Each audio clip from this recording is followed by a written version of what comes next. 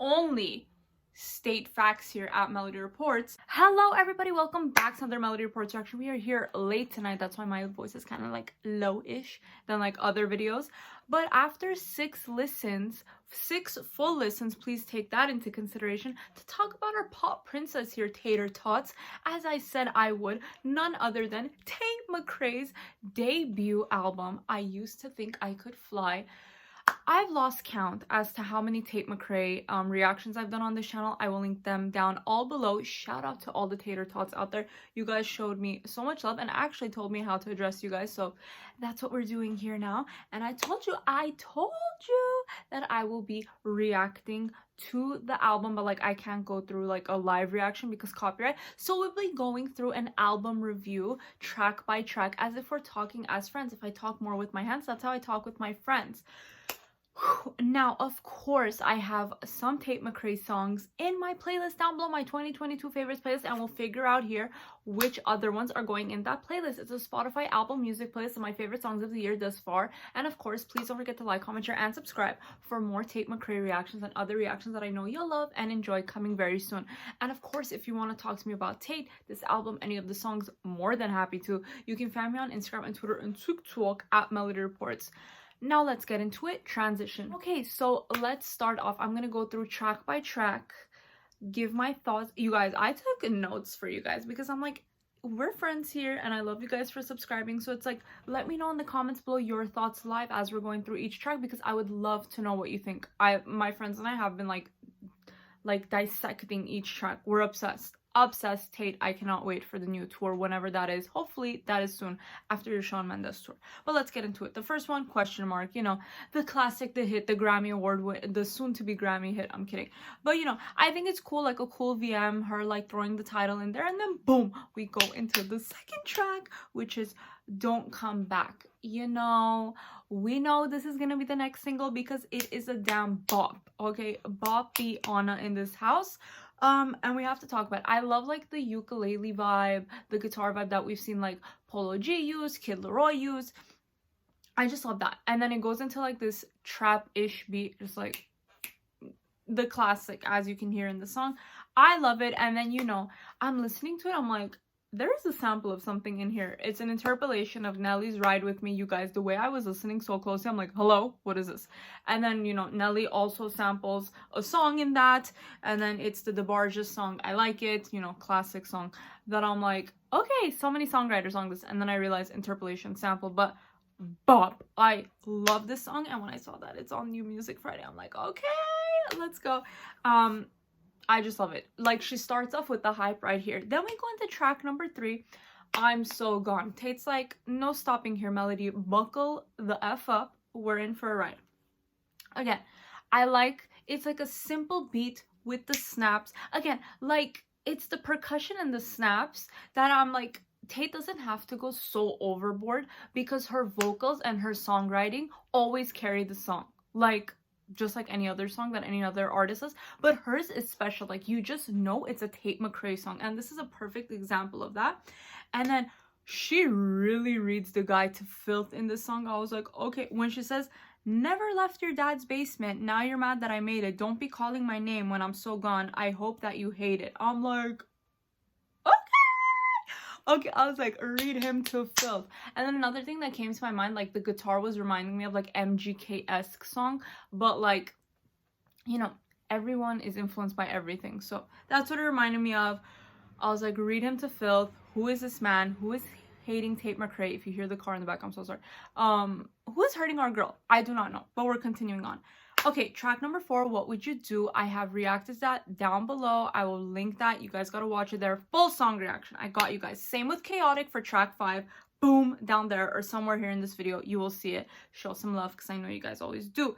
Now, track number 6, Hate Myself. When I told you the air left my body, and then when I saw after my first full listen, I went on Instagram to see what she posted about, and I saw she posted, she's like, it was one of the hardest songs to write, or the hardest song, and she was crying writing it and recording it, and it's like, you can hear my voice crack. And after the 3rd listen, I forgot what time frame it is. If you know, put in the comments below, but I did hear it. I was like, I was like on the verge of tears. I was like, this is such an emotional track. And then when I saw when Blake and Charlie are on songwriting, and then of course shout out Victoria Zaro, she's on the track too, I was like, this is gonna emotionally wreck me, which it did. And then when we get into the chorus of Hate Myself, you like, Tate's like, here's the knife in my chest, knife is like, you feel it with her. Like, this is so raw, and this is a songwriting that I fell in love with Tate Mcrae. Like, she's like, let me open my mind to you, and that's that song. And I'm like, Tate, I need an orchestral version of this song ASAP. That's how I feel about it. Okay, now on to track number 7. What's your problem, bitch? This song, I was like, another hit being served by Tate Mcrae. And then another thing that I have to say, I love how she says Hate Myself in this song. I'm like, okay, connecting the previous song to this. And then I'm like, oh, the part in the song where she's like, a problem, like the clearly I am not the vocalist in this video, but you know what I'm talking about. I'm like, it kind of gave me like R&B pop vibes. And then when she says made me hate myself just so I could love you more, I'm like, who is this manipulative toxic man? Tate, we need to tater-tot ourselves away from this man. Like, no, Tate, you're gorgeous, you're so talented, like any man would be lucky to have you. We always have to go through these trash men to realize our worth. Sometimes, unfortunately, I have been experienced that, but it's like, babe, so many more opportunities, so many more. He is digging his grave as we speak, as he's listening to this album, because we damn well know he is. Okay, now track number 8, She's All I Wanna Be. We know how I feel about this song. React it down below and I'll put it somewhere here. Bop. It is so unhealthy how many times I've listened to the song. Like, I need help. Like, love this song. Pure pop, gold perfection. Thank you so much. Track number 9, Boy X. Bitch, another one. You guys, I'm not even joking with you. I am not even joking. First listen, it's like very hard for me for like first listen to be like, this is my fave track. Immediate. There are very few albums, very few tracks of my favorite artists where I'm like, that's the one. First listen, I was like, favorites. It's just a simplistic acoustic, and it's just her and Alexander 23, and I'm like, this. See, you know when they say like that when there's too many cooks in the kitchen or something, not that she has that issue, she's worked with great people on this album, multiple people, amazing, but like this one where it's like just them two, like magic. Like, bottle that shit up, Tate, you got it, girl. And then the storytelling in this, I love. Great songwriting, great storytelling, gave me Taylor, Olivia vibes of how we like fell in love with their songs, and specifically emphasis storytelling. We know that with Olivia too, when she hits the high notes in this song, because I just love the raspiness and the uniqueness of Tate's voice, and you just know it's Tate's voice, you know, she just has that like specific sound, but when she hits those high notes, oh, different level. It's like butter on toast, salmon on a bagel, as I've said for another analogies, peanut butter on jelly, you know what I mean. And then I was like, at 210, I'm playing it for you guys. I'm playing it for you guys right now. This part, I was deceased.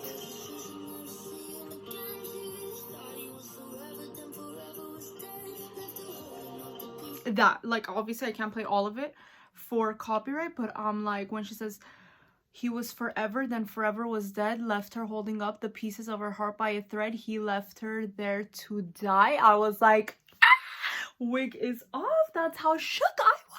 So at that lyric, I was that shook. I was like, give it to me, Tate, give it to me. Oh, and this is like, I need an orchestral version, because that build up, I was like, oh my god. Okay. Calm down, Melody. On to track number 10, You're So Cool. I was like, this is a hit. Another hit. Like, I was so shook, and I was like, I gotta look at the songwriters. And she said, for a debut album, she worked holy grail like team.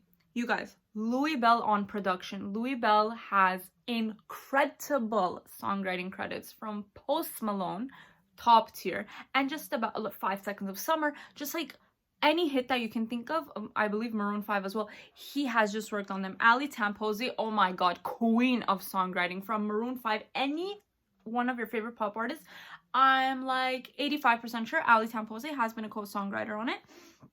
And then of course Omer, shout out, and then Billy Walsh. Like you could not fail with those people on one song.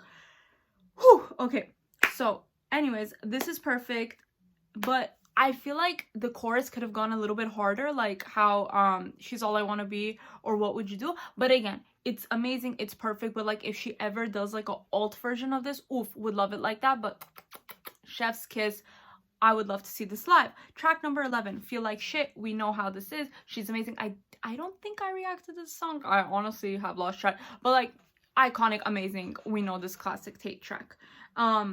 Track 12 and 13, I'm just going to combine it together. Go Away, I Still Say Goodnight.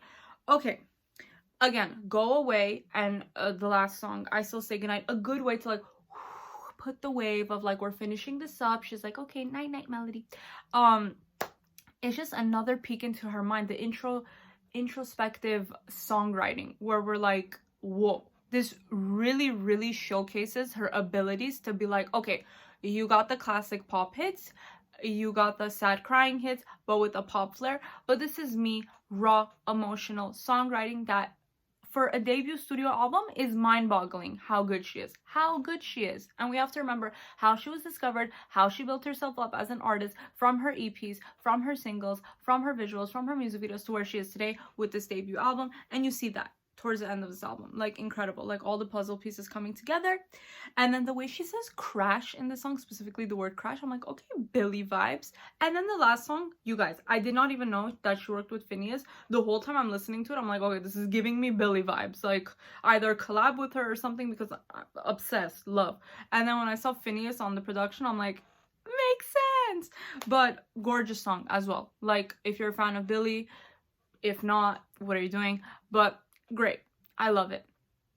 But you guys, now we are in the conclusion of this album. I think, like, even if I was not a Tate Mcrae fan and I was just coming into this, I think this is a great, strong debut pop album. Again, in the pop world, it is very hard to make noise because everyone's coming in trying to sound like one another or trying to sound like what's popular and trying to make their own thing. Tate has created her own lane with her own sound. We know the Tate Mcrae sound. Yes, in this album, we hear influences, whether it be Olivia, whether it be Taylor, whether it be Billy. Like, we hear those, but it's not like, oh, that doesn't sound like Tate. That's like, I don't hear her. No, I hear her with the mixes of those influences, which is great, which is like any other of our favorite artists, what they do with their music. They hear someone that they love, they get inspiration from that and create a project. So I love that. I think this is incredible. No one should sleep on this. I will put my favorite tracks in my 2022 favorites playlist down below. We have a Spotify and we have an Apple Music playlist. Please don't forget to like, comment, share, and subscribe because more Tate reactions are coming your way, guys, whenever she uploads it. And if I can react to it, I got you tater tots. And of course, if you want to talk to me about Tate, if you want to talk to me about this album or any of the songs, in the comments or beyond YouTube, you can find me on Instagram and Twitter and TikTok at MelodyReports. You guys, I'm obsessed with this album. I'm so excited to listen to it on repeat. Let me know what your favorite songs are. Let me know what you thought about this video, anything about the tracks. I'll see you guys very soon. Bye, guys.